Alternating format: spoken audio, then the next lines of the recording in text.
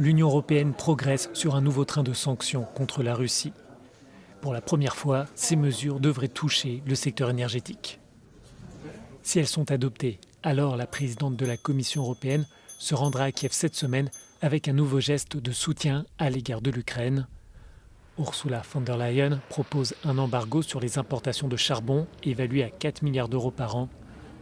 Les navires russes ne devraient plus non plus accéder aux ports de l'Union. La Russie mène une guerre cruelle et impitoyable qu'elle dirige non seulement contre les troupes courageuses de l'Ukraine, mais aussi contre sa population civile. Il est important de maintenir la plus grande pression sur Poutine et le gouvernement russe en ce moment critique. Ces mesures doivent encore être approuvées par les États membres. La Commission veut interdire des exportations ciblées dans des secteurs où la Russie est vulnérable. Elle veut aussi limiter un peu plus les activités bancaires russes. Mais ces sanctions évitent soigneusement de frapper le gaz. Des pays emmenés par l'Allemagne et l'Autriche s'opposent à un embargo sur cette ressource, mais les pays baltes réclament plus de sévérité. Je pense que nous devrions arrêter d'acheter du pétrole, du gaz et du charbon à la Russie.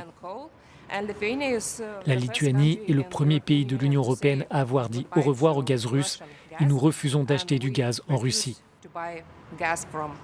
Et je pense que nous sommes un bon exemple pour montrer à tous les pays européens que c'est possible.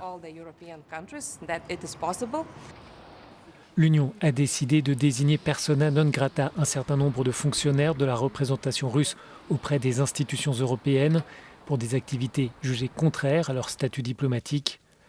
La Commission a présenté ce 5e paquet de sanctions après la découverte de cadavres dans la ville ukrainienne libérée de Boutcha.